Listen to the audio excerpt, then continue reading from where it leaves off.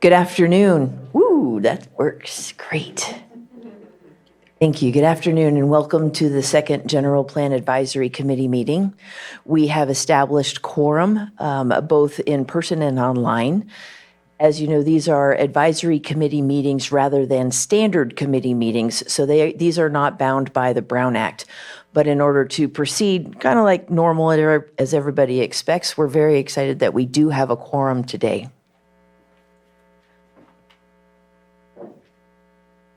In a moment, we will take roll for our committee members.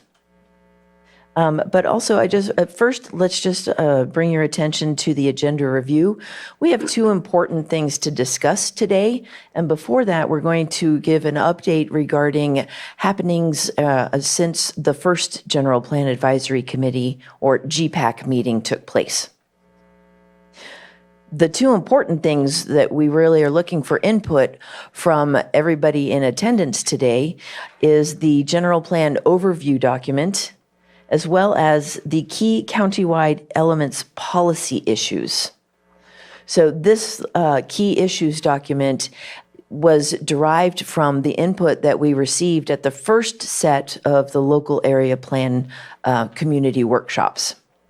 It'll be discussed today by the GPAC, and the information that we gain today from today's meeting, both from the GPAC and the public, will then help to inform our second series of local area plan workshops, both for local area plan information as well as for general plan element information. With that, I will go ahead and let's see. I wanted to take a moment actually to thank the members of the General Plan Advisory Committee for looking at these documents ahead of time and sending in your written comments, because it's very helpful for us to capture the information. So I wanted to thank everyone for taking the time to do that. And with that, I will hand it over to our PlaceWorks support staff. They are present online and will cover the project updates since the first GPAC meeting.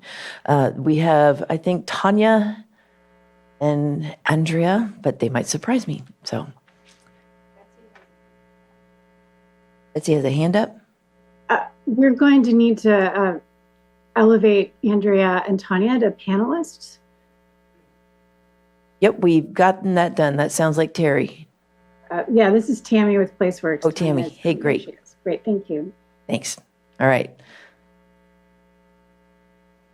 I also want to give a special thanks to Sam Houston, who is doing a lot of tech coordinating in the back and make sure that everything works today. So thank you, Sam.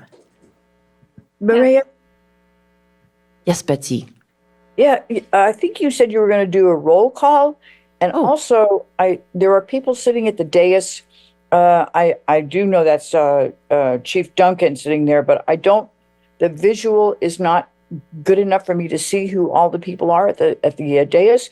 Could you please let us know who all the members of the GPAC committee are that are in attendance, please? I'd be happy to. Thank you. So members who are up on the dais, why don't you just wave when I call your name? And that way everybody attending remotely will be able to kind of have a feel for who's in our room today. Representing the Fire District, we have Paul Duncan. Homeowners Association, we have Phil Hartley. We keep going. Conventional Agriculture, we have Sharon Zoller.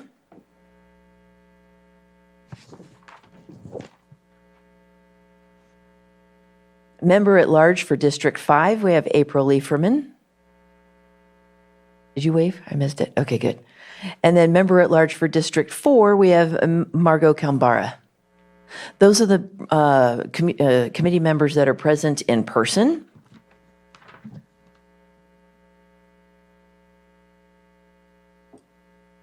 Sam, if you wouldn't mind letting me know if the Zoom attending committee members kind of wave or make some sort of sign, or if you even see their name, that'll work. How about for Water District? Do you see Ben Murphy? Ben's here. Awesome. Senior Support Services, Betsy Kahn. Yes, ma'am. Awesome. Tribal Representative, Kyle Bill. Okay. Education, we have Marty Ehrberg. And I totally just took a chance on pronouncing her last name correctly. I'll get that figured out next time. Arberg? Arberg. Thank you very much. Environmental group, we have Donna Makiewicz. Good afternoon. Great. Business Association, we have Seifert Weston. He was here earlier, so hopefully he'll be back. Cannabis industry, we have Carolyn Hillman. Oh, you're Carolyn. Nice to meet you. Feel free to take a seat anywhere you like. We can get you on microphone. Awesome. Member at Large District 1, Daniel Terrell. I am here. Can you hear me? Thank you. Member at Large District 3, Denise Rushing. Yes, I'm here. Thank you. Member at Large District 2, Fawn Williams. All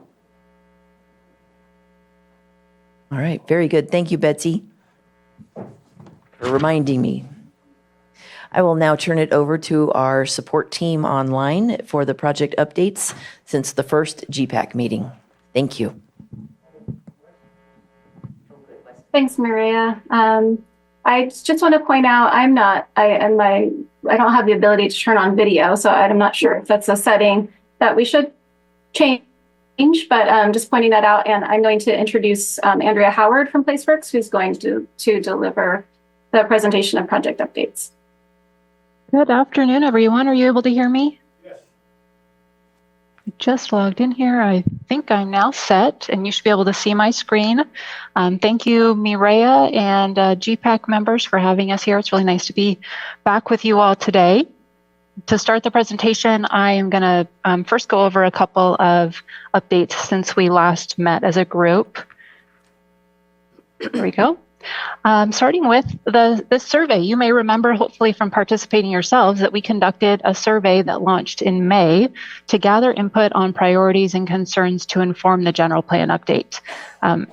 And big thanks to county staff and AmeriCorps fellows, we received a really exceptional number of responses, over 700 on this community survey. On the screen, we have some highlights about where participation was highest, in addition to areas where we can better focus our efforts for future outreach. In reviewing the responses, we're considering these both countywide and those received by LAP, and we'll be using that information, that looking at through both of those lenses to inform future outreach and the general plan.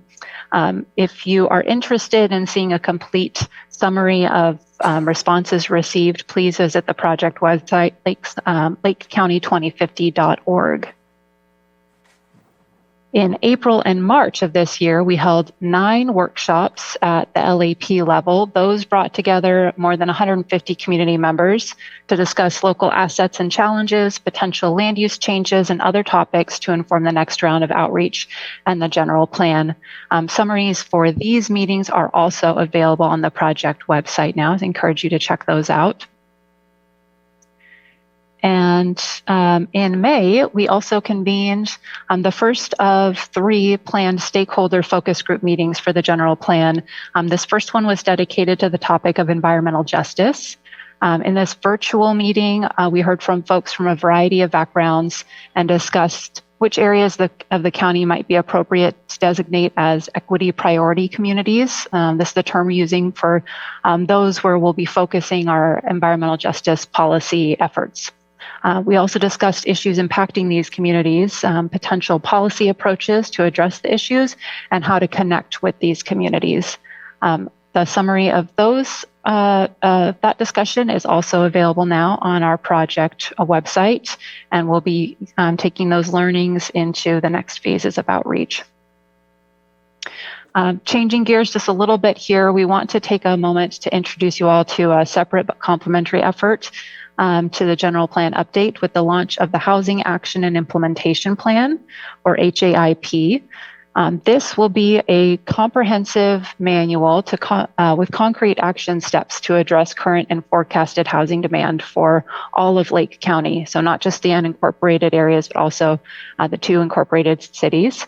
Components of the HAIP will serve as foundational to the housing element, and it will also support a more thoughtful planning process to future housing than the typical housing element timeline allows for. So it's a really great complement to your next housing element. And ultimately, it will work to expedite housing production. It may also inform some land use changes that we make here in the general plan now. So again, they're not the same project, but there is a lot of overlap. And with that in mind, we are coordinating our engagement activities between the general plan and the HAIP so that community members will have an opportunity to inform the HAIP in upcoming general plan engagement activities. All right, and next I'm going to take a couple of minutes just to talk about the general plan overview document that was shared with you all in your agenda packet. This document will ultimately serve as the introductory chapter to your updated general plan. The key role for this document is to reorient or orient readers to how the plan is organized, including how the LAPs will now be part of the general plan itself. Other contents include details on the county's history and an overview of general plan law and the current general plan and LAPs.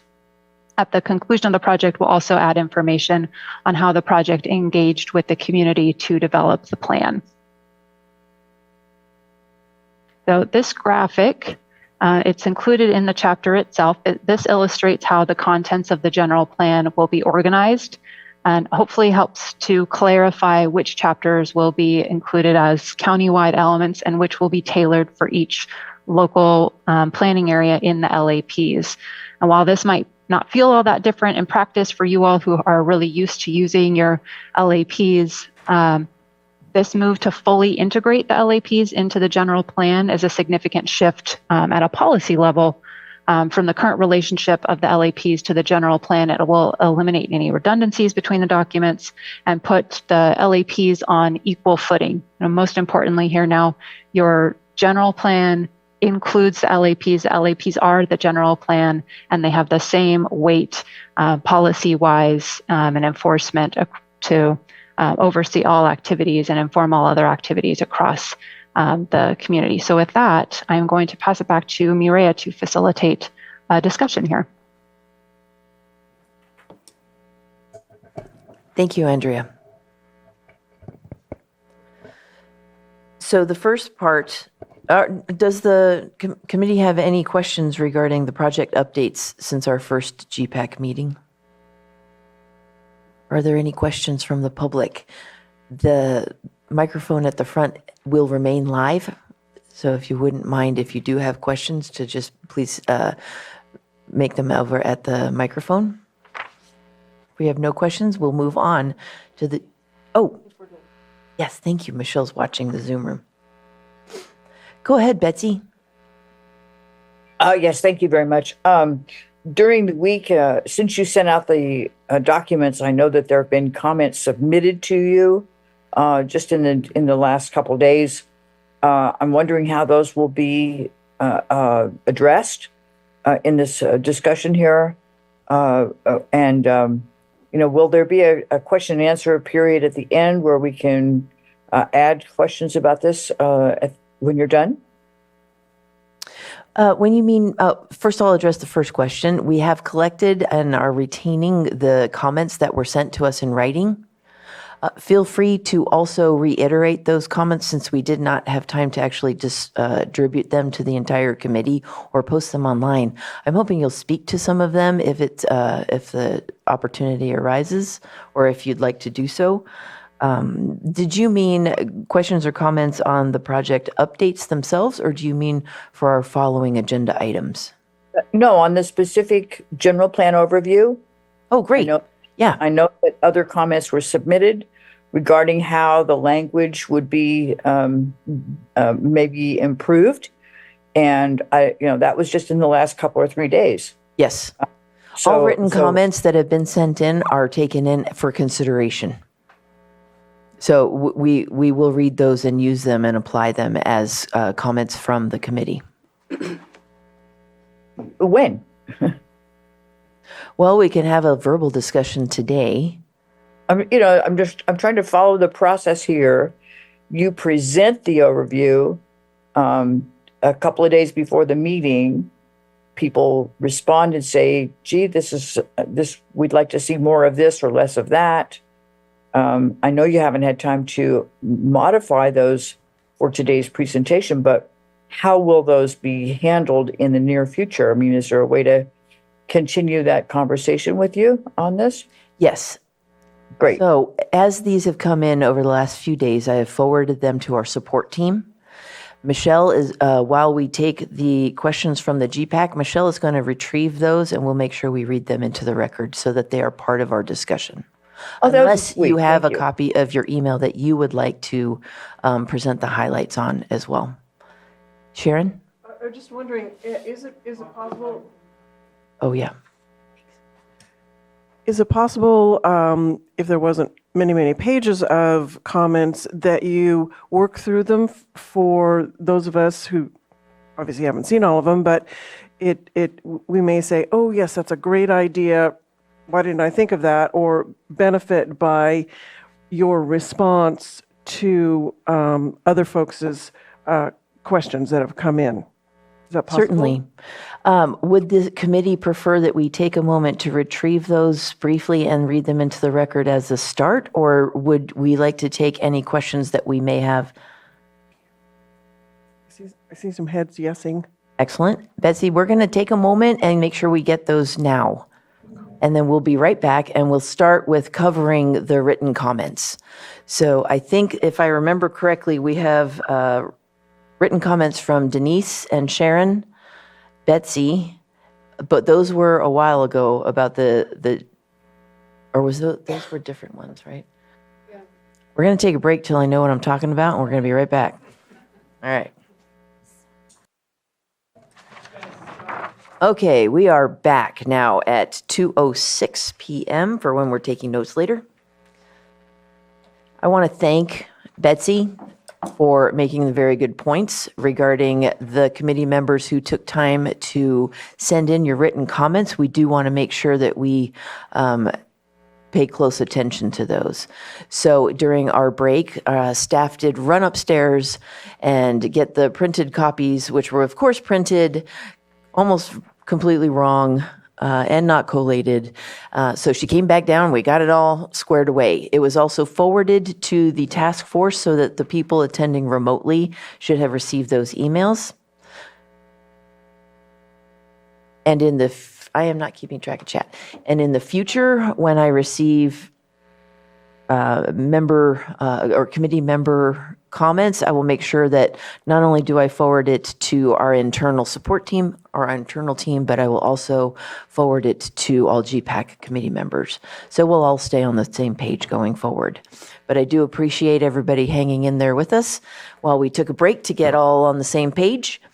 And now what we'd like to do, Betsy, I'm going to give you the floor to address your first two emails. And then Margot's is still in the process of getting copied and distributed. So we'll have Margot speak to her email afterwards.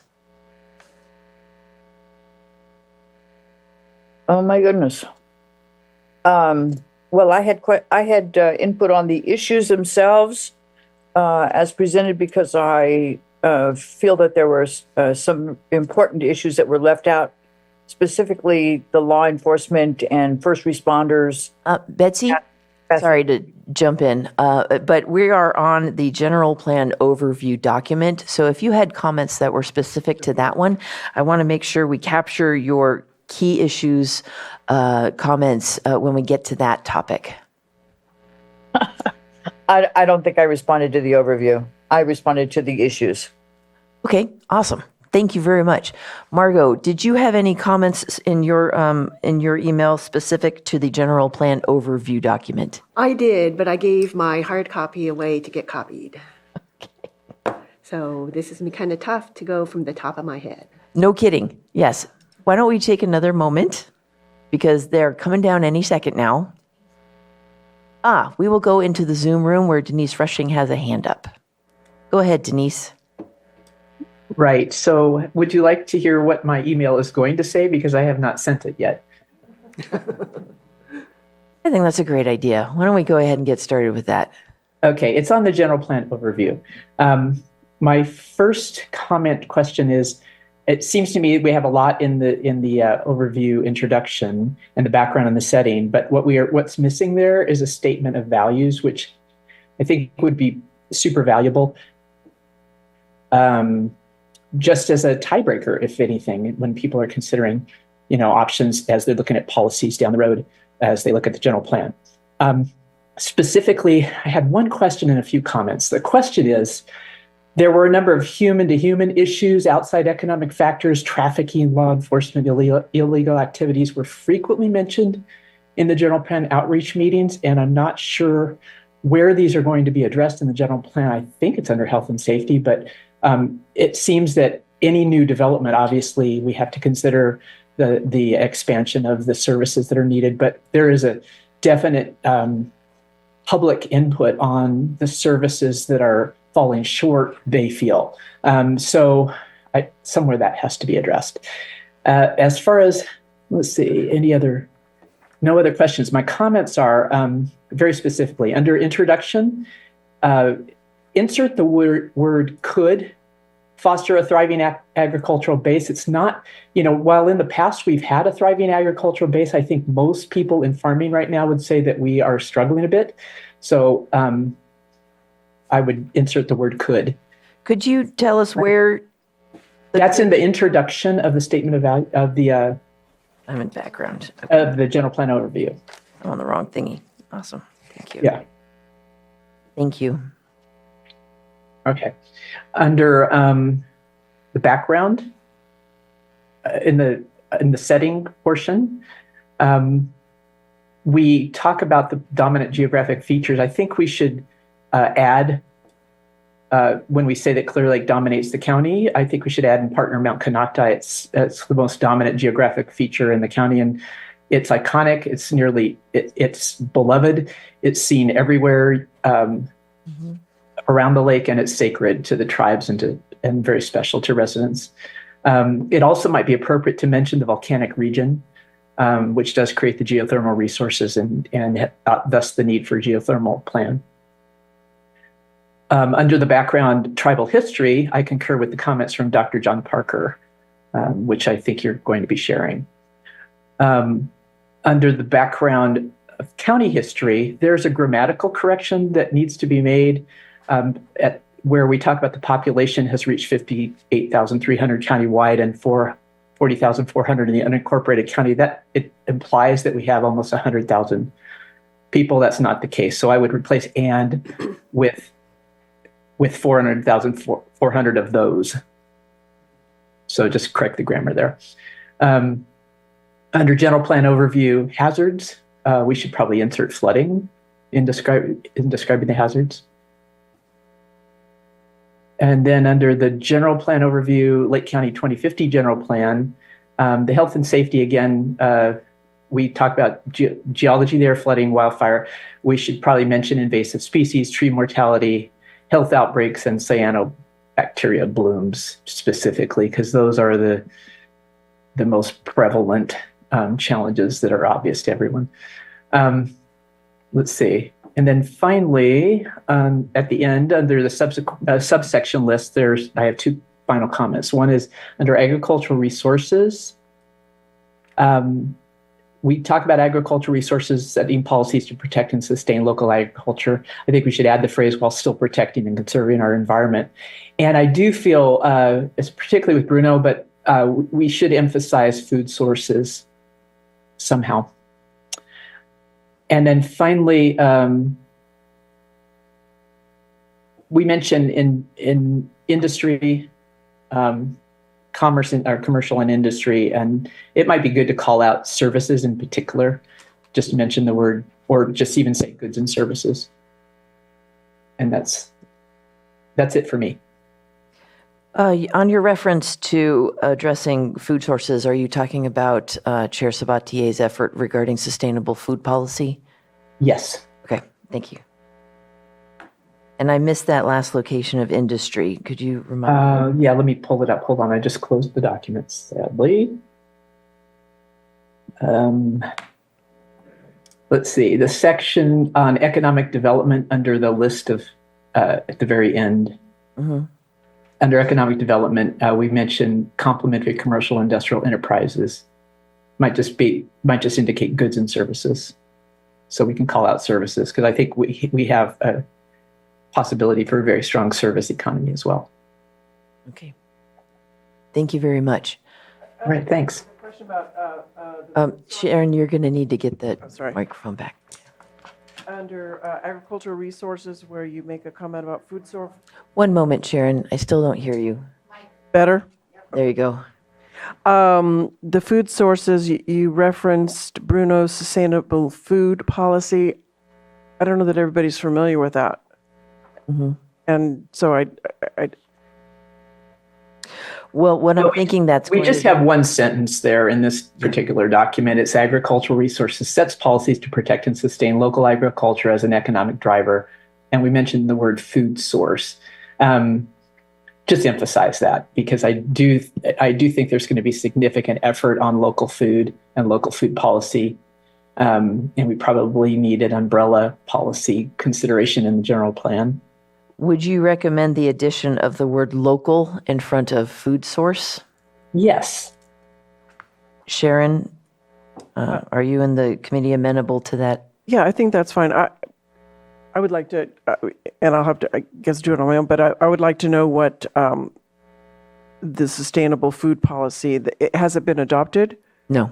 No, It's an no. ongoing work group. In fact, if you can probably get a presentation of it, the very last, on Facebook, at the last Sierra Club public meeting, we recorded Bruno giving a presentation about what he's thinking in terms of introduction. It hasn't even been introduced to the board yet. Oh, I see. don't- Okay. Yeah, So it's so it'd be still good in to, you could get his presentation there, and I think he probably has given it elsewhere as well.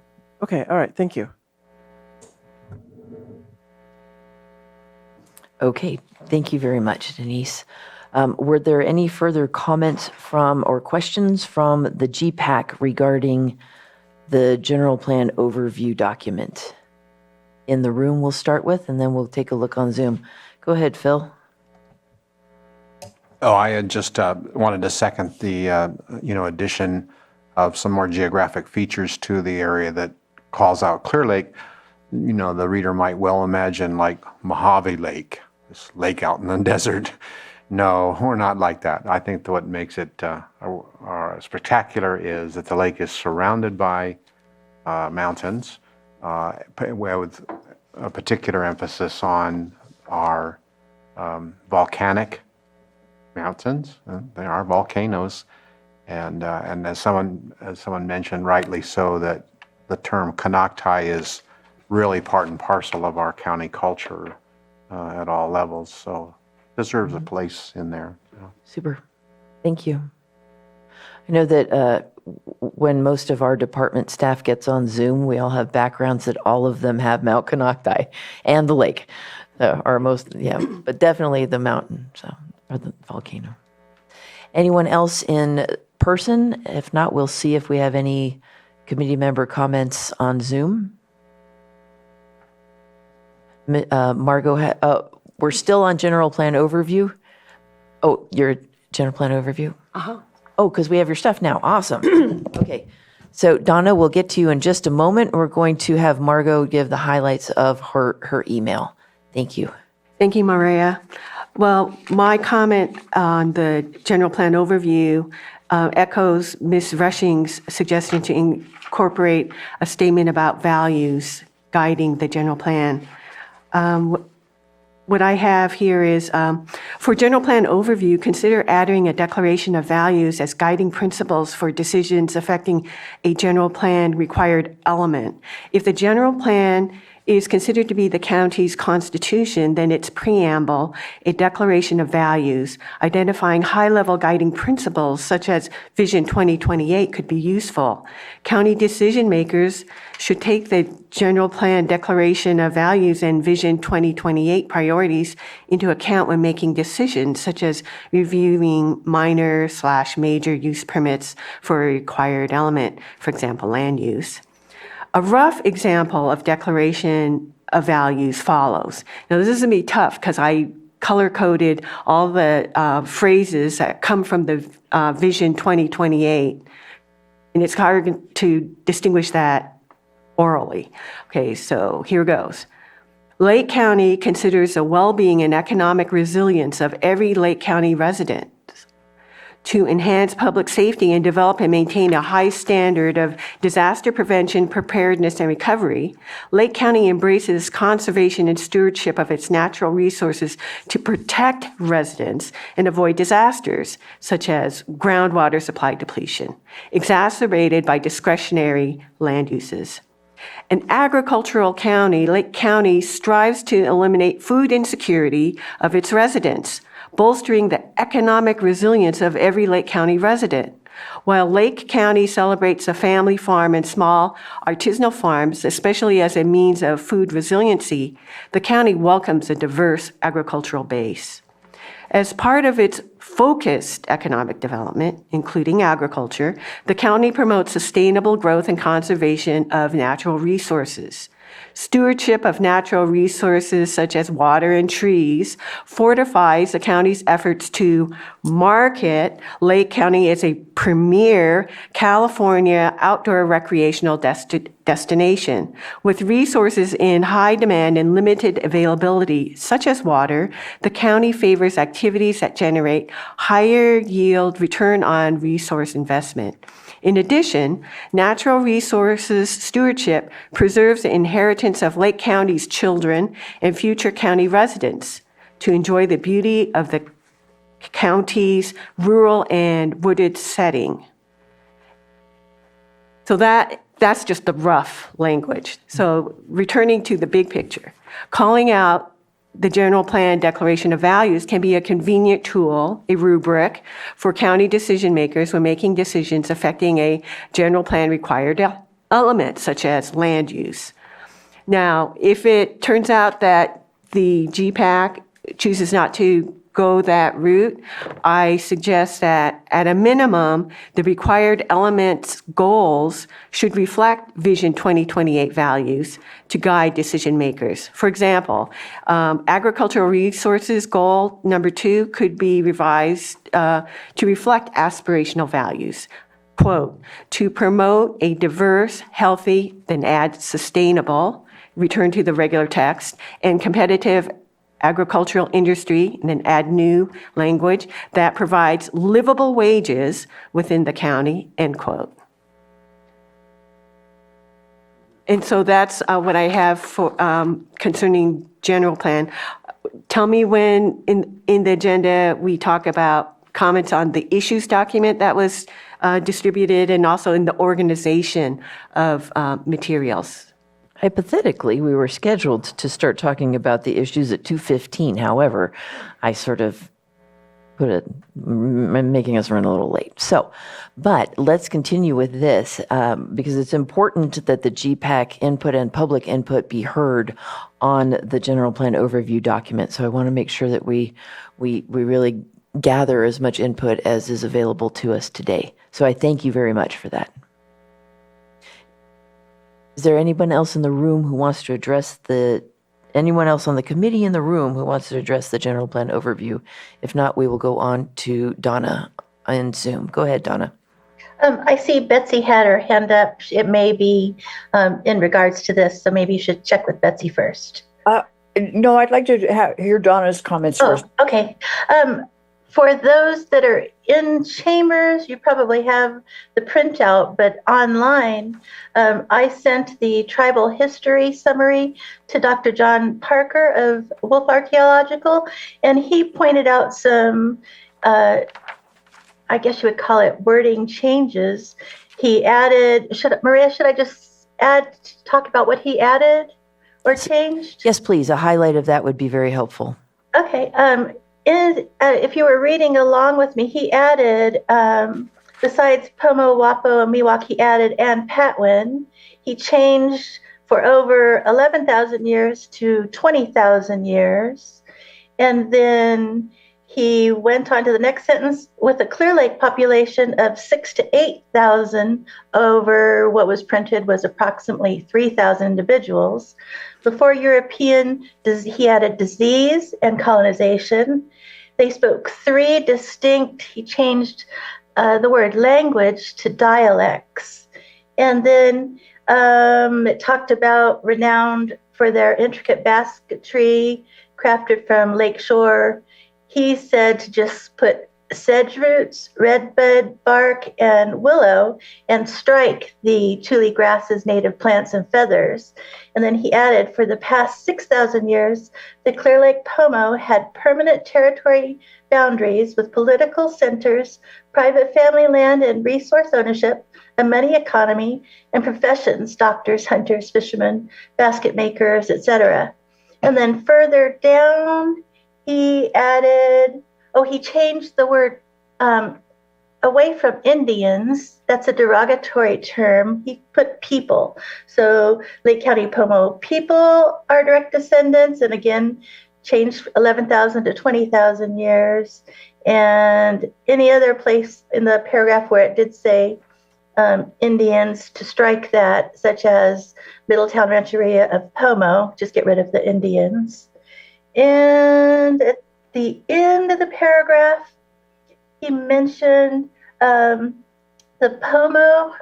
Robinson Rancheria Pomo, striking Indians, operate the Robinson Rancheria Resort and Casino, and the Koi Nation has plans to establish a destination retreat with, where's it at? Hotel and With the casino county along and- one of the Pomo historic trail systems in Sonoma County? That's it, yes. And then he also cited the bibliography, or if needed. And thank you for listening to my comments. Awesome. Thank you. Does anybody else have their hand up? Oh, wait, we haven't done Betsy's yet, so let's get to Betsy. Go ahead, Betsy. Thank you. I just want to go back to what Phil was talking about when he was when you mentioned the mountains and that sort of thing. The fact is that the more than half of the land is owned by federal agencies, which provide our forests, actually provide profound water supplies to the surrounding counties, and are considered to be headwaters. We're a county of origin, and I don't think that's mentioned anywhere that I can recall. So it's not just the mountains; it's the actual forest and the natural resource that is,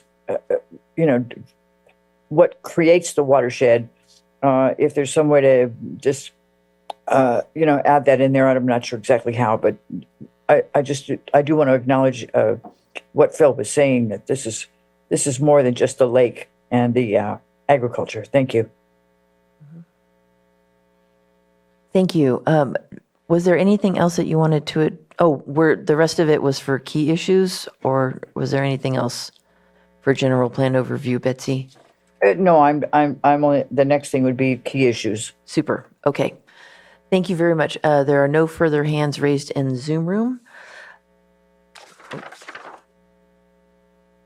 Let's move on to questions from the public regarding general plan overview document. Seeing no one, are there any hands in Zoom raised? Seeing none, we'll bring it back to GPAC discussion and comments. What I have gotten so far, just to see if we're all on the same page, is a statement of values be added based on input from Denise's email, or her reading of what her email was going to be, and Margot's email. So an addition of statement of values in there. Secondly, including in our geographic resources, emphasis on Mount Konocti and our thermal resources. And then in tribal history, and including the mountains. And then in tribal history, modifying what's currently there to reflect Dr. Parker's input. Is there anything else that the committee would like to discuss or comment on? If there's nothing additional, go ahead, Carolyn. I'm not sure where it was. I can't find it, but when we list the agriculture, like, there's the pears, there's the viticulture, and we have the cannabis operations. If we can incorporate those different things that have been historically important to this county, include those in there as part of, we say agriculture, but agriculture can mean different things for many people in different counties. So. Indeed. Okay. So an inclusion of a list of important agricultural crops through history in Lake County? Yeah, like I don't remember seeing pears. I know pears are important. Mm-hmm. Okay. Yeah. Cattle. I mean, it doesn't have to be an extensive list, but things Right. that have been important. Okay. Okay. Okay, so we'll add that to the list. Yes. There is a hand from one of our GPAC members in the Zoom room, but we and had him escalated to a close. Whoops. Okay, great. It's Kyle Bill. Ah, wonderful. Go ahead, Kyle. Sorry, I'm having a lot of issues. I was trying to raise my hand for a little bit, but sorry for being late. We're in ceremony right now, and so it's busy getting ready for that. But I did want to mention a couple of comments around the document. I do want to maybe take opportunity to maybe get some feedback from the tribes, because one of the things that I wanted to look for is to ensure that we're not talking in the past tense around like land stewardship, because our tribes are still actively doing those things. A lot of times the history of tribal people is always talked in the past tense and never in the contemporary as well. So just wanting to make sure that we balance that. Also, I think listing a couple of the tribes' casino economic development, businesses. I think it would be important to list the other tribes that have casinos as well. Habe Matalal has the Running Creek, and also Big Valley has Konocti. And then the last part that I would, I do agree with some of Mr. Parker's input. I think those are really good feedback. But I would also perhaps in there mention about some of the larger landmarks that play a pivotal role in tribal communities, like the lake. In incorporating some language into that, we can, we look at the park in Lakeport as Habaten, which is the big water. So I think that would be a nice way to incorporate some of the names traditionally for these landmarks that we still talk about today. Konokotai, the mountain, most people refer to as Konocti today, but just putting in there some historical names and proper pronunciations of these landmarks that we still refer to today. So that would be some of my input as far as that. And thank you for letting me speak. Thank you. Okay, so then adding to the list for consideration and consensus from the committee would then also be making sure that we reword the reference to tribal stewardship of land to acknowledge that it is ongoing. And then made a good point that not all the casinos that we do have in Lake County, which are all very important for economic development, are listed. So we'll make sure we have a complete listing. And then modifying Dr. Parker's input on tribal history to reflect some of the tribal names and their pronunciations as items to highlight as far as our county assets and county valuable resources. Thank you. That was great. Okay, let's see. If there are no further questions, comments from the committee, we did public input. We brought it back. So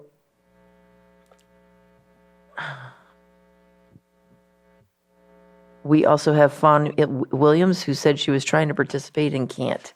Do we see her on the list? And can you escalate Fawn to a panelist if she has not been yet? Thank you, Fawn, for hanging in there and making sure we hear your input. There we go. Can you?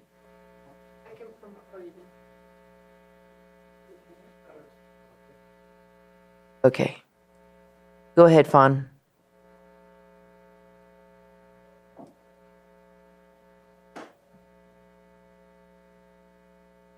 Kyle, I still see your hand up. I'm not sure if you had more you wanted to add, or maybe I got something wrong in the synopsis, but we'll get to you right after Fawn. Unless you're done, in which case, please just go ahead and lower your hand. Can we get Fawn unmuted? Okay, can you hear me now? Yes. Yes,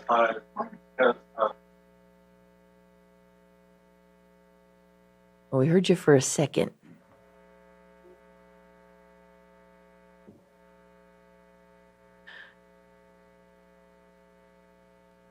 Okay, Fawn, we'll take a moment. No, she's here. Can you hear me now? Yes.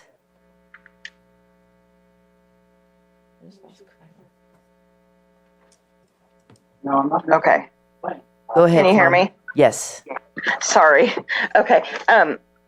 I agree with all of the feedback that has been presented so far. So I just wanted to, I have been here. I just haven't been able to participate for some reason. So. Excellent. Thank you very much for letting us know. Consensus of the GPAC is really important as we move forward. Okay. We'll bring it back then to GPAC discussion and comments. Is there anything to be added other than what I have listed so far? Do we have, I'll be looking for consensus on these additions and amendments from the both. Oh, Kyle's back. One moment. Go ahead, Kyle. Yeah, sorry, I did forget something in my first. The other thing is I've noticed on a lot of maps when it comes to the county, a lot of the tribal lands are not listed. You know, all the communities and towns located throughout the lake are always listed. It'd be nice to see if the tribal people being listed on those, just to feel more a part of community, to be identified where those lands are located, the reservations in different areas, and even for elections, it's really nice during the election time for candidates to know which tribes resided their districts and where the lands are located, because we've even had some folks not even know or ever been out to the reservations. So if there's a way that might be appropriate here, then I would strongly advise that. If not, then it's fine. But I just wanted to express that. Thank you.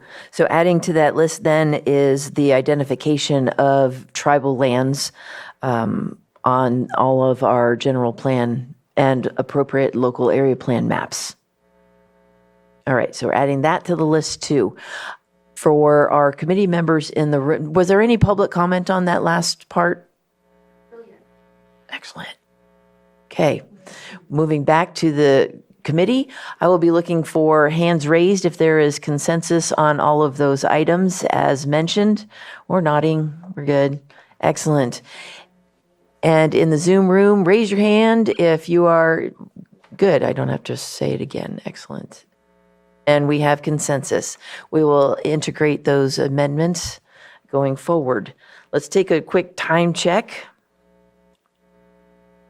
Maria, I have a question. Yes, ma'am.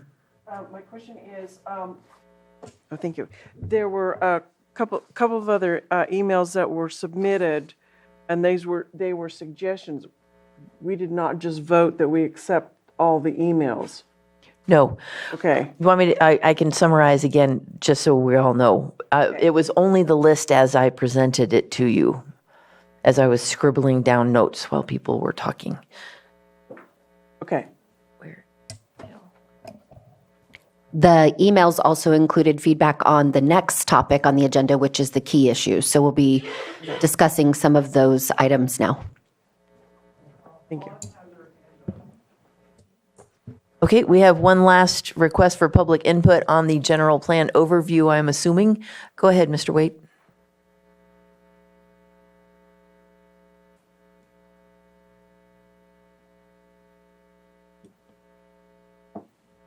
I see your hand raised, Bill. If you had comments, please go right ahead. I agree with on the consensus thing. I wasn't able to, I had screwed up on my computer, so I'm sorry about that.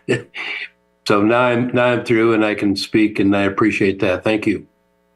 Thank you very much. Okay, moving on to our next one. Sorry. Fawn, did you have your hand up as a vote of No. approval? Yes, okay. Well, Phil, on consensus, I'm not sure. Some of the wording that has been suggested, I'm not, for example, and these are small things, but the fact that one of our, tribal entities has plans in the future to build a casino in Sonoma County, I'm not sure that's a sentence that belongs in our general plan. so let's go back, right, yeah, I can understand that too, because Donna, since you were the one who introduced Dr. Parker's comments, that was a sentence that may not be related to Lake County General Plan policy. So I agree. Okay, so we'll go ahead and modify comments that are specific to the Lake County General Plan. And, I don't want to, the length of time that Native American peoples have occupied this part of the nation is an ongoing discussion in archaeology. And have been a lot of more recent discoveries that have pushed the date, back significantly. I'm well aware that now we're talking about 20,000 years here in California. I'm just not sure about Lake County. It's a small matter.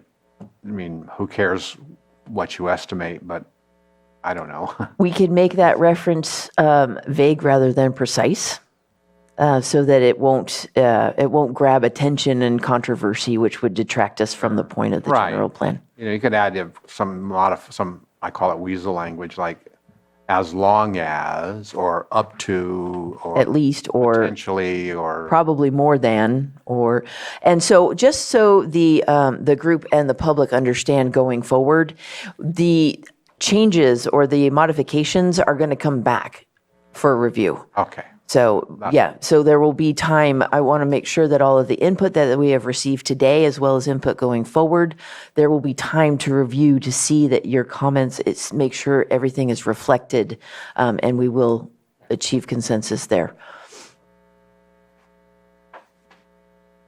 Okay. So we promised you we'd be out of here by 3:30. We have a little more than 45 minutes going.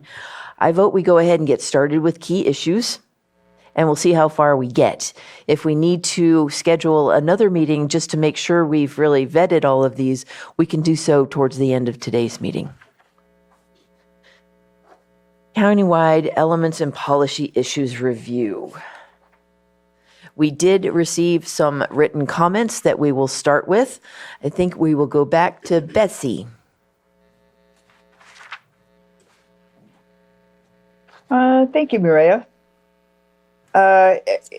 Now, first of all, may I ask, has my email been printed and distributed to all of the members of the people in the board, the committee members in attendance? Yes, ma'am. Your email has been distributed in hard copy to those available or to those here. It has also been sent out to the GPAC members attending remotely. Excellent, because I realize I really addressed a lot of issues in my comments. And I'm not sure that we would have time. I mean, even if I was to be able to read this, it's still an awful lot of comments. I am very, very concerned that we are not considering the impacts on the socioeconomic disadvantaged communities of the needs for first responders. Just give you an example, we have extremely limited advanced life support ambulances right now. We're in the middle of fire season. We haven't had the ability for some of our fire people to respond to the local fires. And these are crucial issues for us. As a person representing these senior support issues, of course, medical care, healthcare services. Once again, these are all really significant to us. Our emergency preparedness, responses, power outages, master planning for evacuation, which is really focusing only on a small piece of the problem for emergency response. Cooling centers is just another little small part of the issues for the population for adapting to extreme weather conditions. Wildfire, the fact that over 50% of our housing stock was built before 1975, you can bring in all the NCO, people and do home hardening up there on Mount Konocti all you want, but that's not going to help the people in the North Shore for the most part. Insurance coverage, how much of our economic future is being impaired by the fact that we can't get insurance, and we can't get insurance because we can't do home hardening, and we can't do home hardening because we have old houses. And these things are all kind of cascading aspects. Then you have this significant percentage of older adults that are low income, very low income. The director of social services in the budget hearings a couple of weeks ago explained for the second year in a row that over half the population of the county is dependent upon Medi-Cal, including some of the employees in the county government. Again, I don't want to, just take up your time with this. I will highlight a couple of things, which are our water resources. We have a very difficult problem with our water system, our permitting for water resources, which I sent a separate email about in terms of our planning process and, not managing our groundwater that is so crucial to us. Floodplain management, our outdated ordinances and so forth. Agricultural resources, I think it's great. I've heard several different comments about the, very important food and fiber categories for agriculture that are priorities. And then I also wanted to add some recognition of our public services that we have boards, committees, commissions, councils, and task forces that basically are dependent totally on volunteers and volunteer resources. They don't have any institutional memory of all the work that they've done. And so when you come to make decisions, such as recently there was a discussion about the cyanobacteria toxins, it was pretty obvious that Supervisor Sabatier had no idea what the Clean Water Program itself was about. And that's been around for almost 40 years. So these are the concerns that I have. We need multi-agency networking for all of the master planning processes. We're getting there with the Natural Hazard Mitigation Plan, which in the next iteration will include the cities. But for watershed management, healthcare resources, and public facilities, we need a record management system that preserves those institutional reports and things that we've already invested lots of money in, but people don't know about. So thanks. That's just my summary, and I'll leave you with this list here to consider. Thank you, Betsy. I do appreciate this list because it does identify a number of different areas, both that will be reflected both in the general plan elements as well as probably the shoreline communities area plan as well, which does encompass our North Shore. Go ahead, Paul. I did not see the information that Betsy was referencing in the emails we have. Did you have an email that's dated June 26th? It's a 4-pager. I have one that it gives the Dr. Parker's summation, but she talked about several other things that weren't in that. 4 pages, we only got 3.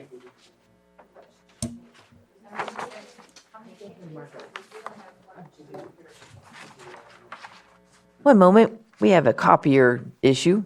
Technical difficulties, we'll be right back. We do have that here, so we're going to get that distributed to you. Thank you. And keep in mind, even though 3:30 was when we said we would adjourn, it's more important that we get this done correctly. So we will take the time it requires. But yes, Phil? Well, I was just going to say, as the list was being read, I noticed that many of the issues, if not most, are listed on the General Plan Advisory Committee key topics list. Great.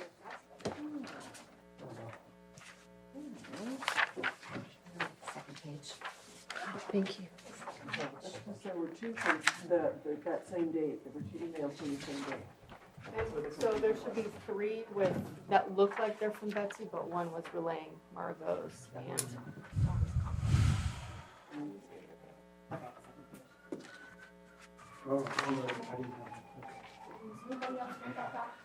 One moment. Thank you.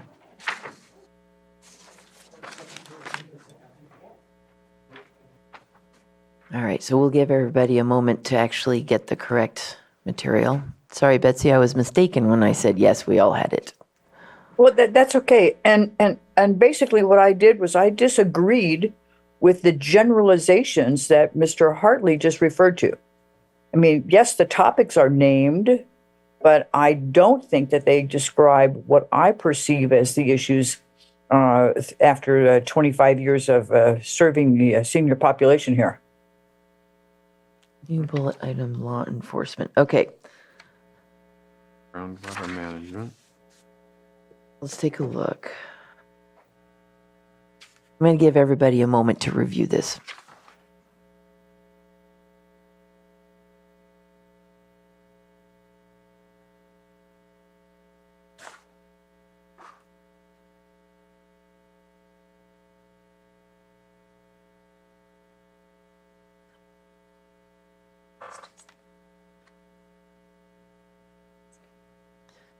Also, additionally, while we're reviewing this, perhaps a little bit of background information would be helpful.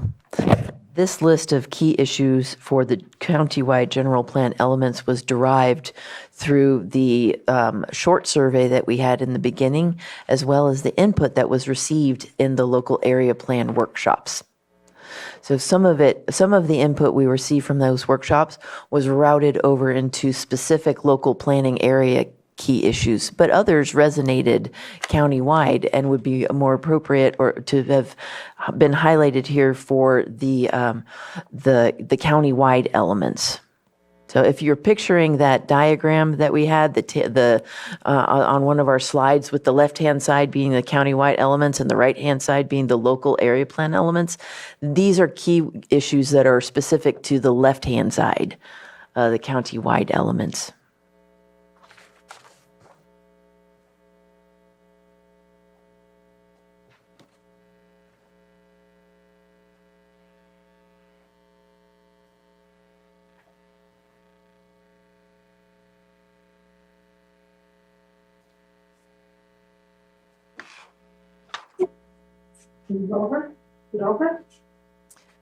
Oh, there's a lot of silence at the moment as we're giving everyone a chance to review a 4-page email. So let me tell you about my day. No, just kidding. As soon as I see eyes back on me, it's an old substitute teacher trick, then I'll know we're ready to proceed. Miriam, may I add a comment here? Please, Betsy. There is no specific element that deals with the issues of population needs, of which seniors are a significant percentage, low-income seniors. I can introduce aspects of each of the elements and describe how that affects those particular groups of people and the services that they need.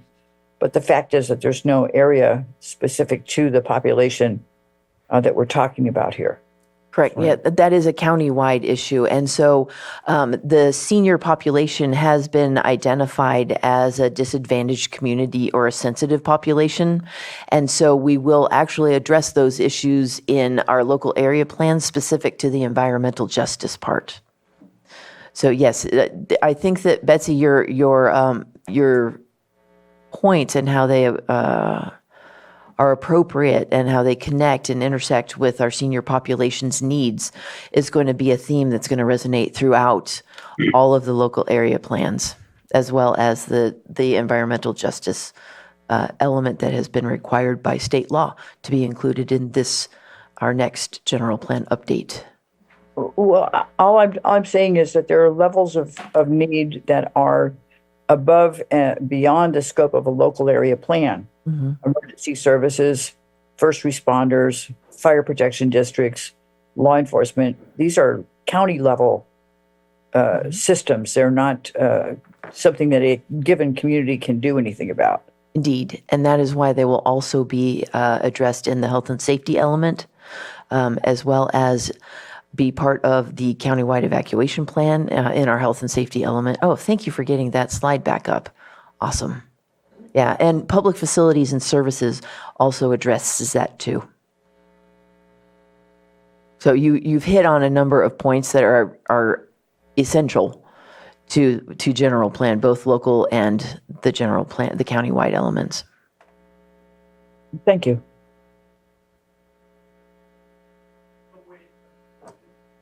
One moment, Mr. Waite, we'll wait just for a moment to see if we have any comments from the committee members in person and then on Zoom, and then we'll get to public input. So one moment, we'll be right with you.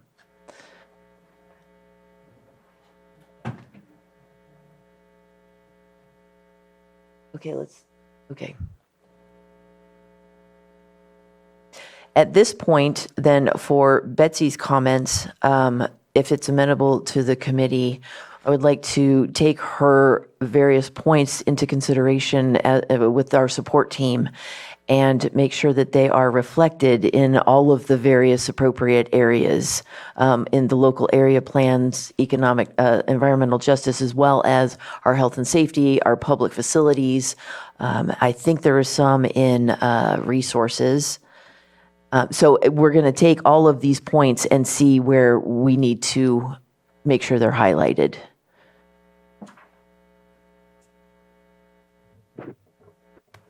Go ahead, April. Denise will be right with you. Under agricultural resources, can you give clarity on the Williamson Act contracts? Yes. The Williamson Act contracts started after World War II. As a state program because so much of our prime ag soils were being plowed over and made into housing areas. And so we were losing what is a finite amount of arable prime ag soil.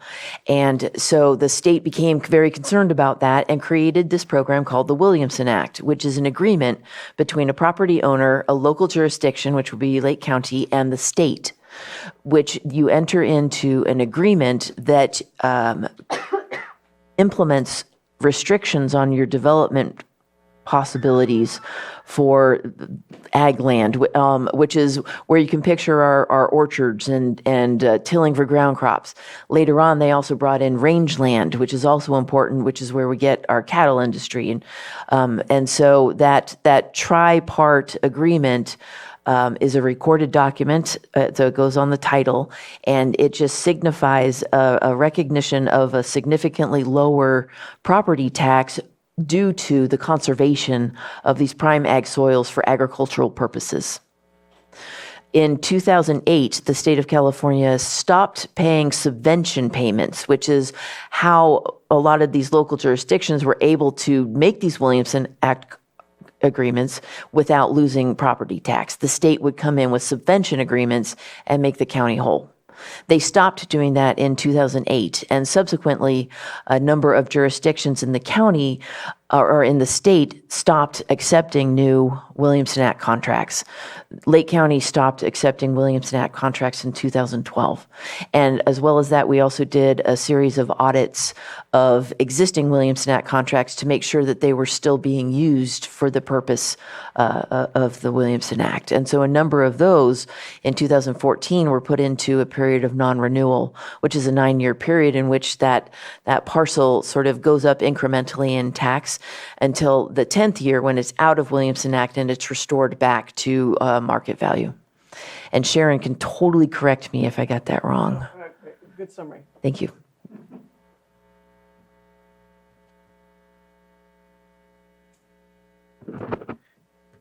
So I do have a question. Certainly Betsy put a lot of thought into all of her recommendations, but I'm looking under agricultural resources and some of the other areas which cross over as far as agriculture, and I think we can look at them, but I certainly have some questions about the statements, along with some of the statements in the general document that were given to us as far as like definitions. Like, for instance, what does resilient watershed management mean? What is resilient? I mean, there are words that have different definitions depending on how and where they're used. The other one that I noted is regenerative agricultural practices. You know, there's a lot of debate about regenerative, sustainable. You know, what do all those things mean? And it's important that we agree on the definition because it impacts the entire statement. Thank you.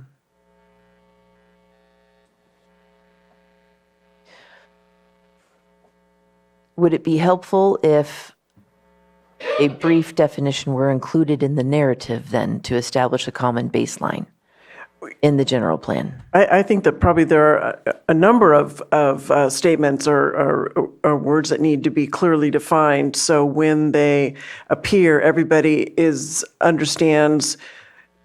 They may or not agree or disagree, but they understand what that word is referencing and a little deeper dive into what it means. Mm-hmm.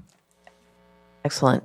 So since the general plan and the local area plans are the community's vision that then does get rolled out into the zoning code, which does have the mechanics by which we enforce that community vision, it does make sense.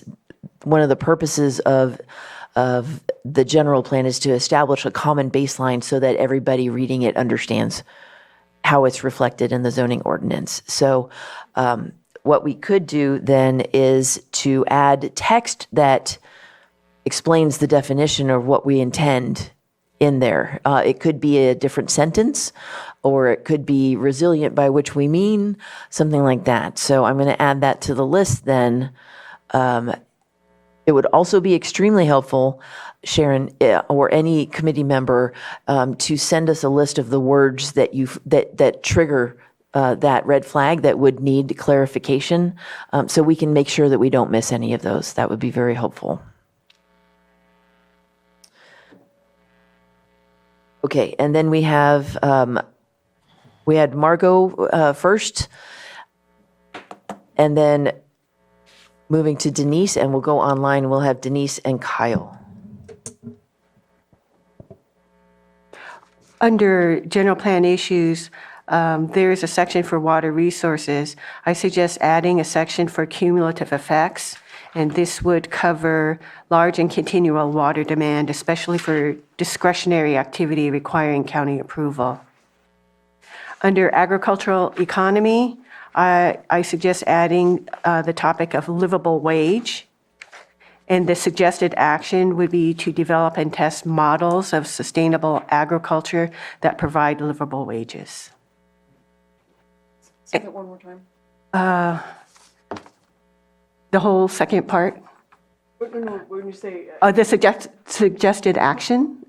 Yeah, under agricultural economy. Just say it one more time. Oh, okay. So I suggest adding under agricultural economy the topic of livable wage.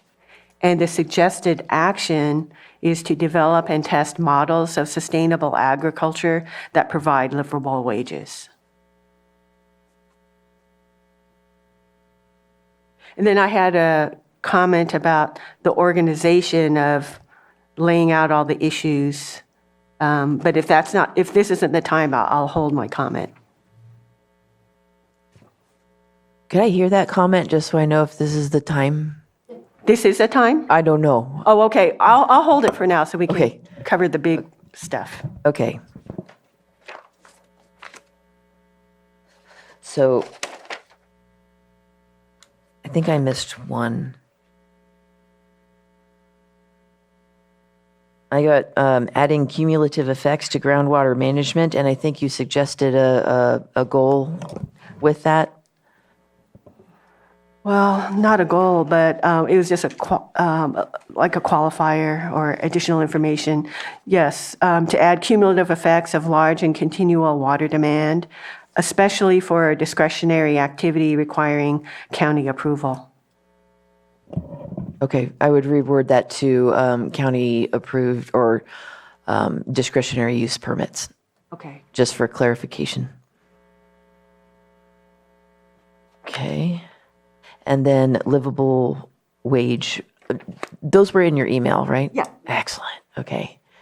Any further input, comment, questions from committee members here?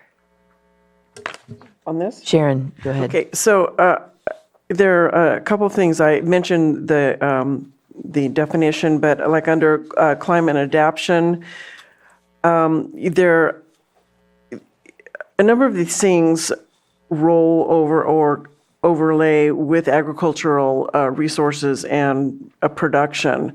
And so you had mentioned earlier that you have, what did you call them? Stakeholder focus groups. And I think that it would be good, and actually you mentioned it to me already, Maria, that you're going to have one for ag, because there's in the climate adaptation, water resources, and then agriculture resources, and in housing, there's all overlays into agriculture. Under water resources, ground management, when it has a list of sustainable plans, there are already existing sustainable plans for water and groundwater management, as well as recharge and quality and water supply. A lot of those things are already required of folks that are farming to report to the state. So a lot of those things are already in place. They don't need to be reinvented. So I think we want to take advantage of things that are already there. Under agricultural land preservation, what does agricultural soils mean? You can't have farming without soil, but I know it's not as simple as that. I have a question about the right to farm. I noticed it was mentioned earlier. I'd like to know more about any ideas for amending or changing that. You already covered the Williamson Act very, very completely. Under the range of agricultural operations, it says small and specialty. I'm looking for people that have, I don't know what small means, but, pear orchards, walnut orchards, grapes, hay, cattle. Where does that fit in this list? You have wineries and distilleries, cannabis operation, and local food processing. So those I understand, but I'm not sure where the others fit. The range of the list that I was agricultural just giving you, operations. that I don't know that they would qualify as small agricultural operations, although everything we do in Lake County is small compared to other places. Right. So I don't know, so I don't know. Small is relative. What does that mean? Does that include everybody? Does that include people that are 50 acres or less? Or, what does that mean?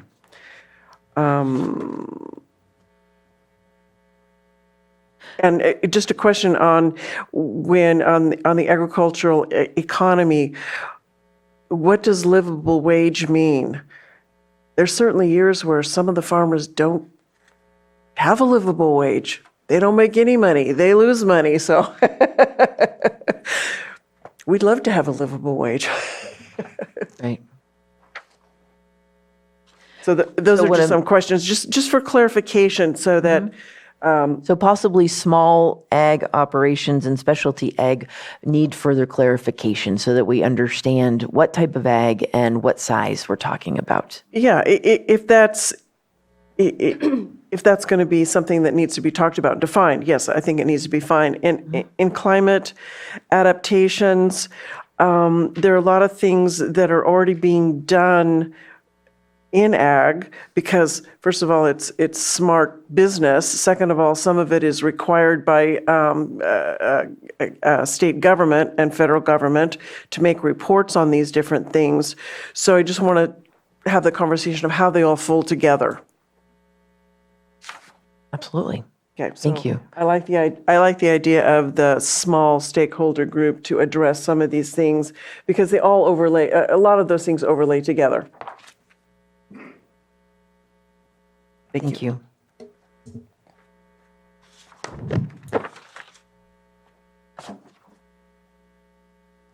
I'm going back to my list. Go ahead, Denise Rushing in Zoom room, and then All we'll right. move to Thank Kyle you. and then to Bill. Yeah, first of all, just to comment on a couple of things that have come up, I do think it's appropriate to have a glossary or some definitions, especially for these terms that we tend to use, whether it's sustainable, resilient, small. I do think the state of California has some definitions for ag, and almost all Lake County farms fall under small or medium agriculture under the state definition, so we could just rely on those. But in any case, I do think a glossary might be appropriate rather than trying to define things in every single paragraph that we write. I also agree with Betsy that this issue of institutional memory in important documents has come up again and again. I realized working on this process that things can disappear from the county website and the new documents need to either be recreated or we have to go into the Wayback Machine to try to find old links, and some of them don't work. So it's important to have that institutional memory in those documents because they exist, not because they're right anymore, but because there was a lot of work done in creating them, and that some of the legwork we don't have to redo. It also points out the importance of community support that's required for the planning activities that each small community might do. And that includes things like places to gather, where the community meetings are held and that sort of thing. So those are just some comments on the issues that have come up. I do have one or two questions and then some other comments on the actual document itself. My first question is, and it has to do with this idea of overlapping climate change adaptation with some of the other elements. I agree that there's a lot of overlap. And my question is it possible to include the climate change adaptation element or that section, and also make sure that those policies that are specific to agriculture or to water resources are in those sections as well? Is it possible to I don't want to duplicate, but I do want, when a planner is looking at agriculture or is looking at water resources, that they have in front of them all of those policies, whether they also help on climate or not. So my question is it possible to include them in both places, or do we really have to have folks look in two places to find everything? So you don't have to answer me today, but I'm concerned that things that are listed under climate might be overlooked in the other elements. So the other question is under health and safety. In the community, there seems to be a lot of concern about preserving and creating evacuation routes, designing future growth with that in mind. A lot of concern about evacuation plans, internet access that people are trying to get information on what's actually happening so they know whether they have to leave or go or stay or whatever. It's really important that those communication issues are addressed. So my question is, we mentioned lack of redundant communication facilities in there. What does that mean? Is it for emergency communications among first responders? Is it public information communication? Can we get a little more specific on what we mean by that, lack of redundant communication facilities? Okay, so, and then is it okay to just go through my comments real fast? I'll include them in an email so I don't have to, I want dwell on to them make too sure much that if here. you have questions for today that they don't go unanswered, but go ahead and keep going. I'm scribbling. Yeah, okay, so evacuation I've already brought up. It's very important that we have resilience centers and community meeting spaces for each local area, because this is how we're dealing with these environmental events. In addition to cooling centers in local areas, we obviously need warming centers in some places because it gets cold in the winter as well. And what we're seeing with climate disruption is we're seeing more extremes on both ends, right? We're seeing more cooling and we're seeing more heating. The extremes on the planet are getting greater, so we have to plan for both. I'll echo the comments that have been made on the rural North Shore lots, that we have a lot of substandard housing that's very close together, and it's very hard to harden that. If fire gets in there, then they're so close. So just having to deal with that in the planning process would be important. The county itself has some responsibility for vegetation management on its own properties, the levees, the county roads, the shoulders, et cetera. And so we should highlight that.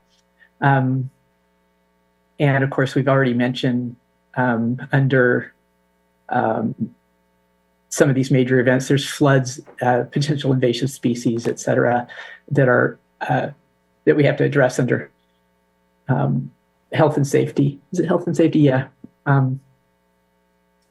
Okay, I think that's it for my comments. We have some need for underwater resources.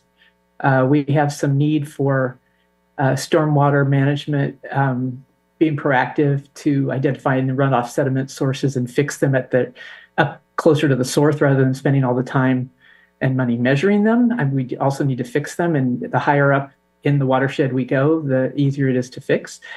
Let's see. I'll also reiterate that cumulative impacts of usage, both groundwater, surface water, we need to make sure that in our policies we consider cumulative impact. And I think that's it for my comments. Thank you. Just going back, one of your questions was, or a concern is if we might lose data if it's redundantly listed, we might miss something. And the goal of the general plan and the local area plans is actually to be very synchronized.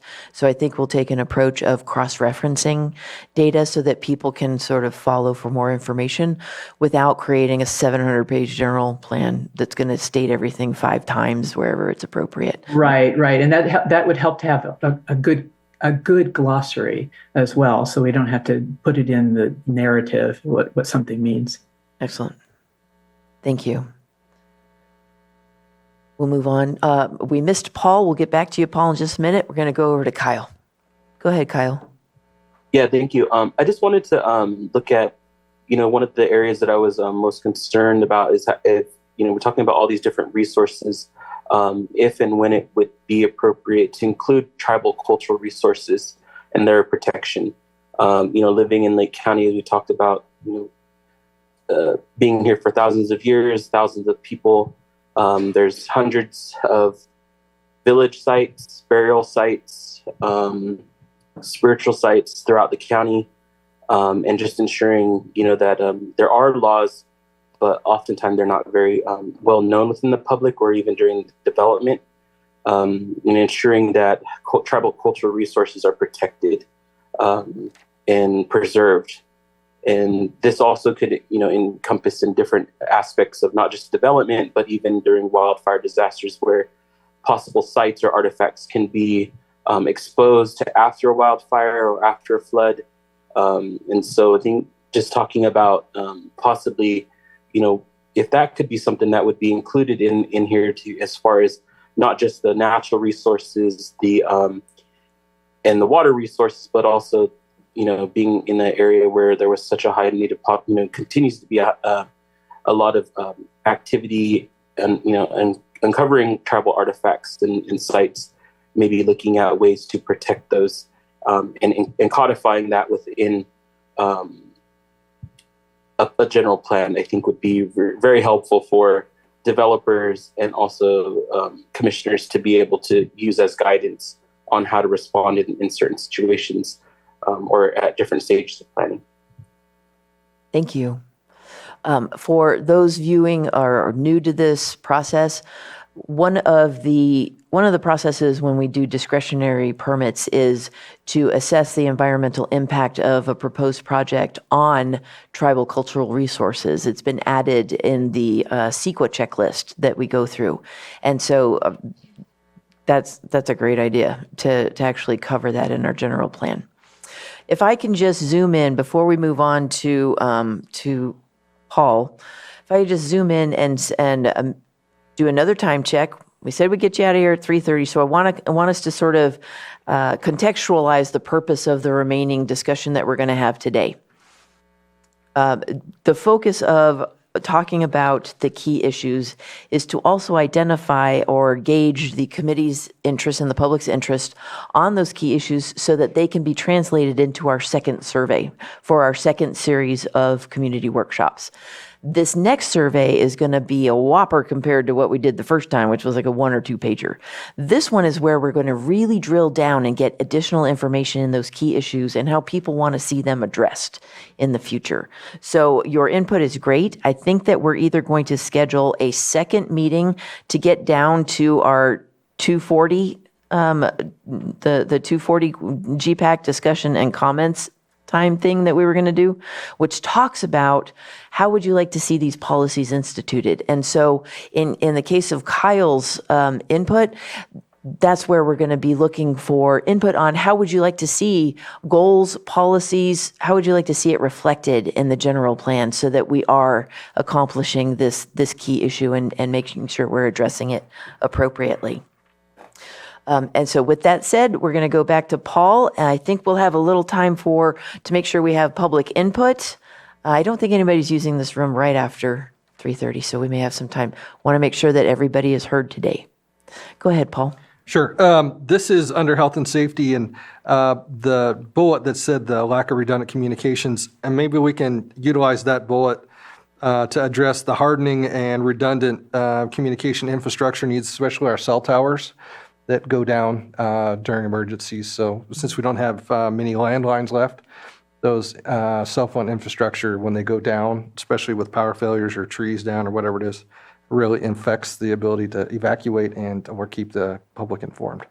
Do you think that redundant could also imply interoperability, like the effective communications of all our first responders and any? We're pretty good, interoperability wise, at tying frequencies together. I don't think that's as big of an issue as the hardening of the towers in a global sense. Great. Emergency communications between frequencies is not something we're lacking a whole lot of right now. But when we have a cell tower go down and half the community doesn't know what's going on just because that communication system's down, that's a huge thing. By hardening, are you thinking, and we can drill down at this also as we go forward, but we'll want to make sure we're clarifying, are we addressing that by requiring generator backups, or are there other issues that we need to take a look at? So every tower site should have the 500-foot clearance maintained around it, a defensible space clearance. In addition to what they have now as a 3-day backup of power, should be 7. Because our PSPSs don't last for 3 days, or a snow event, which happens up on Cobb, is not a 3-day event, and then the generator fails at the communication site, and then you lose all that making contact with the residents up there. So thank you. I think increase that to 7 days, and then the 500-foot defensible space. And maybe something for the Planning Commission, if we have site development, those power lines are underground to the site. And that we wouldn't have issues with a lot of the sites if we did have that. Thank you. Prioritization of undergrounding could definitely be included in addition to the undergrounding that they're currently doing right now. Yeah. Is solar recharging a possibility on? I know our siren towers, are all solar powered. So that could be in the hardening process. Yeah. It just depends on if that solar panel is covered with snow, or we have cloud cover that doesn't regenerate that power system. And then we have night needs when they don't have solar. So yeah, I was thinking of trickle power that, Yeah, cell tower needs usually a generator powered by propane. Yeah. And so they have 3 days and they should have more. Thank you. We're going to finish up with Betsy, and then we're going to move to public. Go ahead, Betsy. Thank you. And Chief Duncan, I appreciate your perspective on this, but I have to say that there is and you did mention those people who don't have the ability to get information over the internet. There is still a population that does not have any capacity for technology to be notified and assistance to help them to evacuate. We have discussed the possibility of creating resilience centers Many of them would be located with the senior centers. I would like to urge the consideration of satellite telephone systems for those purposes, where the resilience centers would have satellite phone systems connecting up to our emergency operations center, because that cannot be disrupted, whether it's snow on the solar panel or lack of propane or whatever it is. We need those resilience centers, and we need them to be serving that population that doesn't have technology or doesn't have the ability to use it. And many of those folks who have that condition, that lifestyle condition, cannot purchase generators for themselves. They cannot operate generators. There's a gap there. There may be only 5,000 or 10,000 people, but those people are in the communities of extreme vulnerability. Thank you. Thank you. If there's no further committee input, we're going to move to Mr. Waite, who has been waiting very patiently. So we'll go to him first on public. Go ahead, Mr. Waite.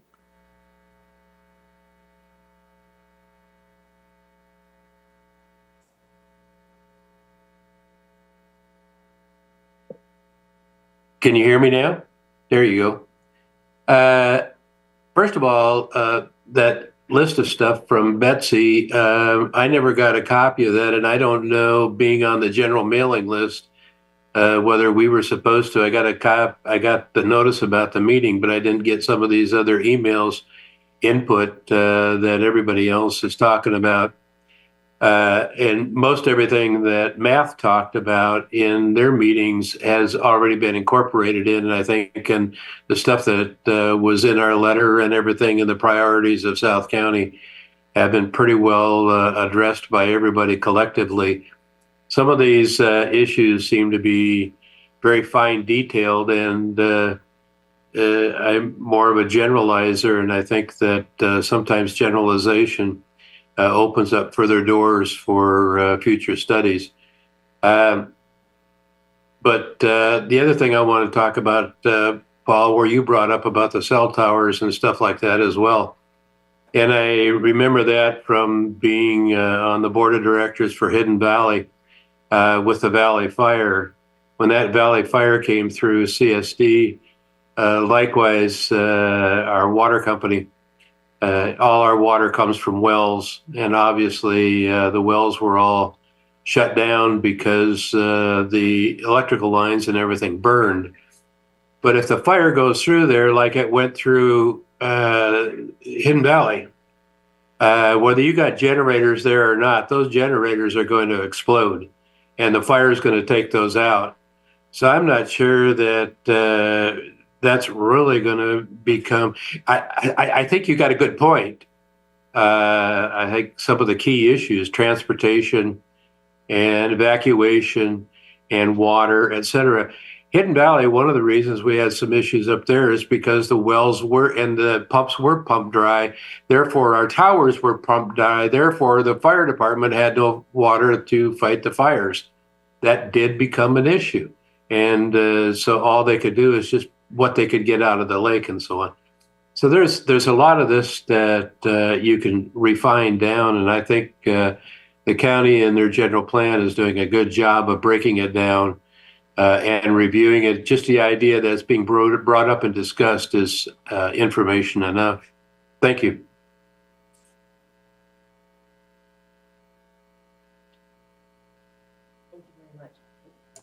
Thank you, Mr. Waite.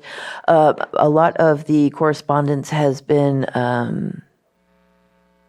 mostly just sent to the GPAC committee, but going forward in future meetings, we're going to make sure that these comments, if they're received before we have to post, which is no less than 72 hours prior to a meeting, that it will all be up and available on our webpage, on the board and commission's webpage of the lakecountyca.gov, so that everybody will be looking at the same items. Thank you very much. Is there any other public input in Zoom? We've been working a little bit offline to sort of set a possible date and time for a third meeting, where I really want us to focus on the discussion questions that we're clearly not going to get to today.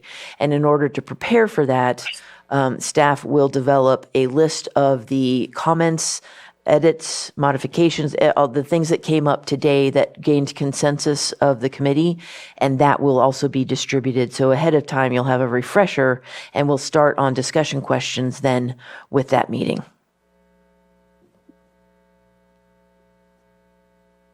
Is there any further public input in Zoom? Michelle? Nope. Mark, did you have any parting comments before you leave? Come on. You're not known to be silent. Is it proper, I mean, is it something that this would take in? I don't see tourism mentioned at all. Is that anything that would be area plan priority? Quite possibly. It's essential to our economic development. Right. Mhm. So I guess I just didn't see anything in here. In fact, just so you know, the last few days, because we've got a couple of vacuums, Laura Samo leaving.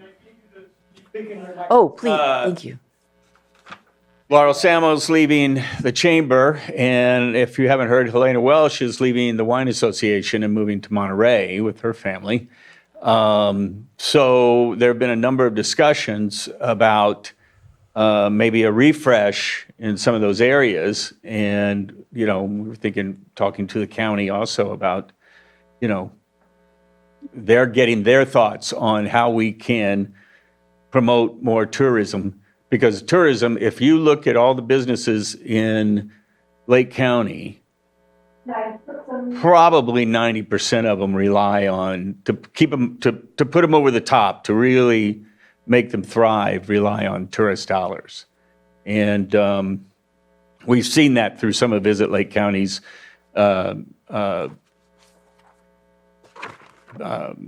information that they've gathered from, everything from credit card receipts to input from the wineries and everybody else.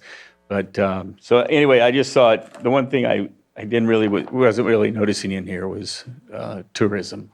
So if you had a chance to make a bullet point list like this, listing out the different aspects of tourism that you think should be considered in a community visioning program, what sort of things would you want included? Well, it's more about realigning your resources. For instance, I'm not sure the county really is the place where we want to try to solve some of these things, but it would sure to know that we've got the support and things like that.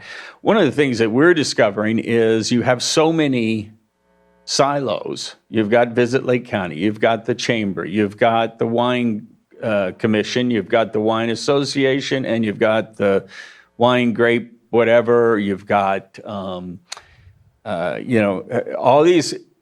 Should there be an umbrella over those, like a marketing umbrella, where all those there's like 5 or 6 different boards, right? 6 different boards can speak to and maybe get some help with in terms of aligning ourselves to where we're all moving in the same direction at the same speed. So, because some of these, some groups are B2C, they're business to consumer, some are B2B, business to business, which is what the chamber is. And we're just thinking that maybe now's a good time to refresh and think about how we want to rebrand, move forward, because tourism will lift all of us up. And all the wineries right now are down. If you look at their stats or you talk to any of them, their wine tastings, people coming in from out of county and then shopping at our stores and eating at our restaurants and things like that, are down from this time last year. And so I'm not sure, once again, I'm not sure if this is a county thing or something that the commissions and the chamber and all of that have to circle the wagons. But if there was an idea or a thought on how the area plan could speak to it, and maybe it, of course, a lot of these things, I mean, if you do the things that that we talk about in here, then perhaps then that the halo effect is that maybe more tourists begin to arrive. We certainly didn't get any traction out of that NASA article. People, I mean, that really did hurt. And if you talk to some of the wineries, like I met with one winery this morning, and they had people who came and they canceled.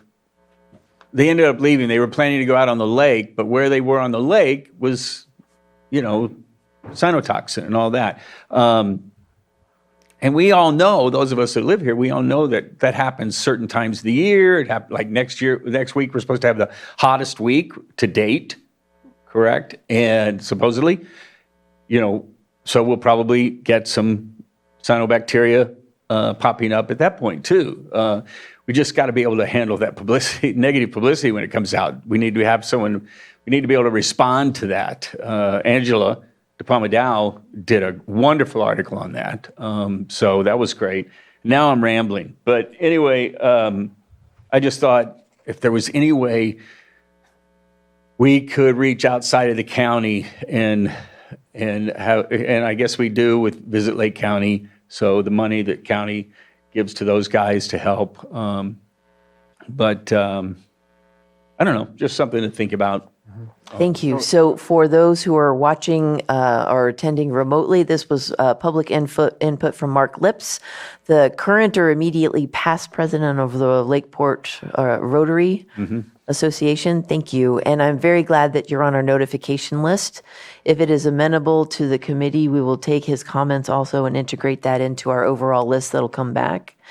And so tomorrow morning at 2:00, when you think about other things that you didn't mention today, as far as policies you'd like to see included, feel free to email me. I will. But we also will look forward to you joining us at that next meeting. Okay, and thank you. You guys, you're doing a marvelous job. Thank you. Thanks, Mark. That was excellent input. I guess I assumed this was an initial list of key issues, because one of the ones I noticed was missing was economic development was not listed as a key issue. I assumed it was just Economic development is an actual element. So yes, it is important, but it may not have been spoken about. And so that was one of the opportunities of today's meeting is what is missing here. So we now have economic development on there. Yeah, Thank you. big time. And Also, this list of key issues was, remember, developed out of the survey. So this is a direct reflection of what the community said the key issues were. And that's why we've put this list out for additions, subtractions, and clarifications. Awesome. Okay. Is there any further public input either in the room or in the Zoom room? Anybody? Bueller? Nope. Okay. So what we're going to do. Oh, go ahead, Julia. Thank you. Please state your name for the record. Yeah, Julia Carrera, Upper Lake. First, I want to thank everyone. I think you're doing an exemplary job. Thank you. And particularly Maria, who without her guidance and leadership and basic general humor, we would not be getting where we're going so brilliantly. And with that said, I agree with what everybody's saying, and I really appreciate it, particularly Betsy's comments. I just wanted to, I had a question and Mark's comments. I was going to suggest tourism. I think tourism is the backbone of our small communities economically, and we really do have to focus on that. My comments today on the key issues is under emergency preparedness, response, and recovery. I'd really like to see something about flooding. We have a big lake and it floods. We have a lot of tributaries and they flood. We have levees, and if they haven't flooded already, they're going to in climate change. There's different types of flooding. There's flooding because of lack of stormwater evaluation and systems that were in development and were developed, as Betsy talked about, along the North Shore, in the 50s, 40s, 30s.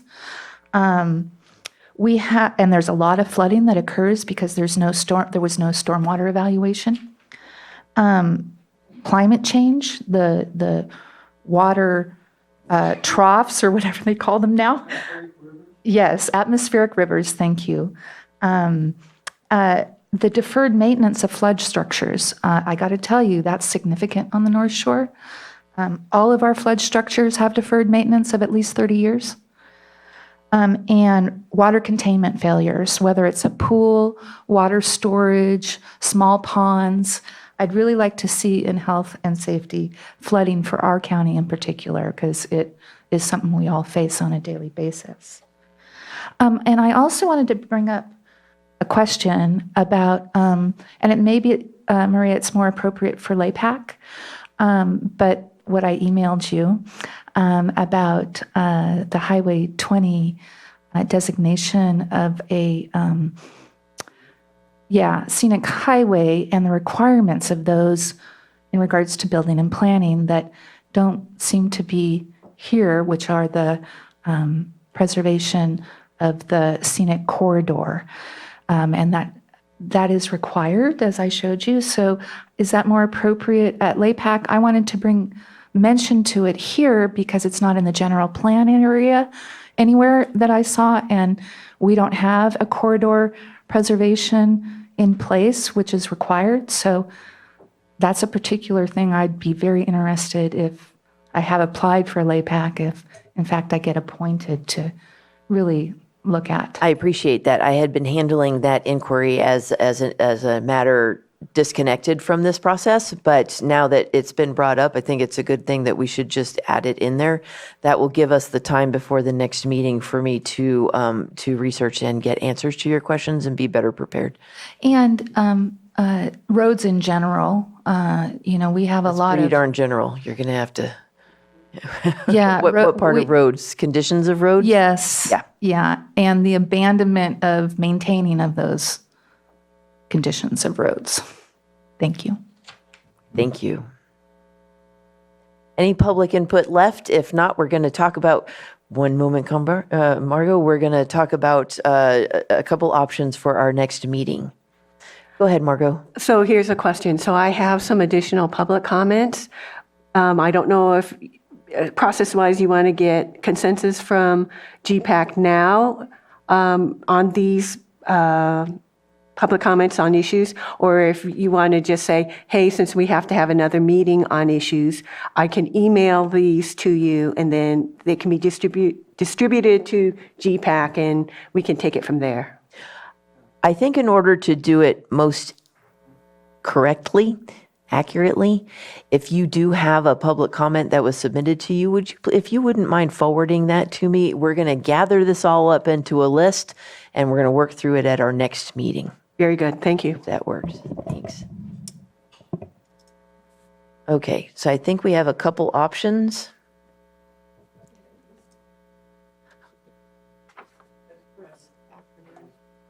The best date that we have so far to maximize the presence of staff is July 15th. That's a Monday.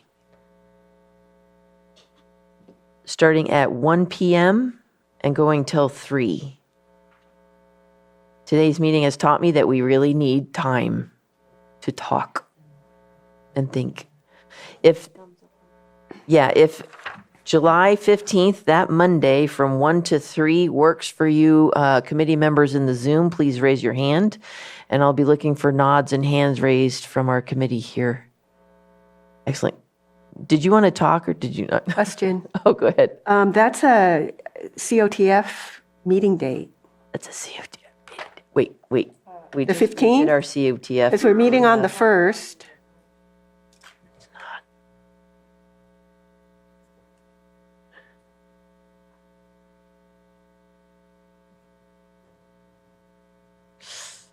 Is anybody available the 15th from 3 to 5?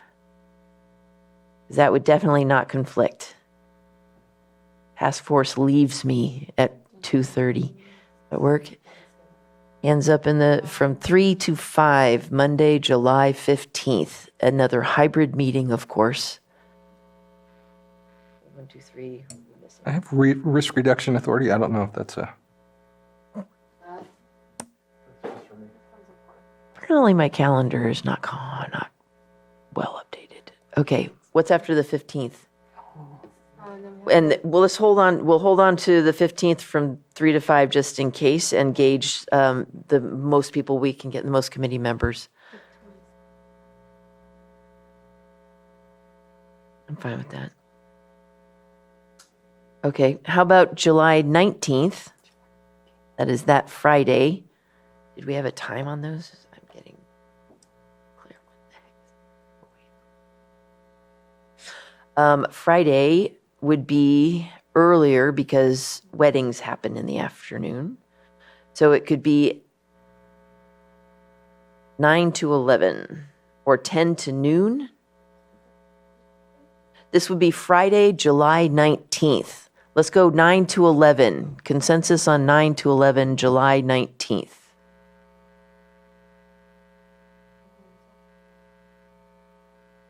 Weston, do you have any availability July 19th, 9 to 11? Excellent, thank you. Denise, give you a second to check. No. No, okay. The 15th is good. The 19th could be a little rough. That's Weston? Okay. Yep. Why don't you send out Doodle poll? Yeah. Or we'll be here all afternoon. We will do that. We will gather our options and send out a few different options, and then we will see which one we can get the most committee members present, and we will go with that one. Probably within the next 3 weeks, maybe 4. Okay. Awesome. Then I think that completes our agenda. I appreciate everybody's attention and diligence and really speaking up. Thank you so much for everyone who is attending in the Zoom room and the public here and in Zoom. We're going to go ahead and adjourn our meeting today, and we will send out the notification through our email blast of our next GPAC meeting. Thank you.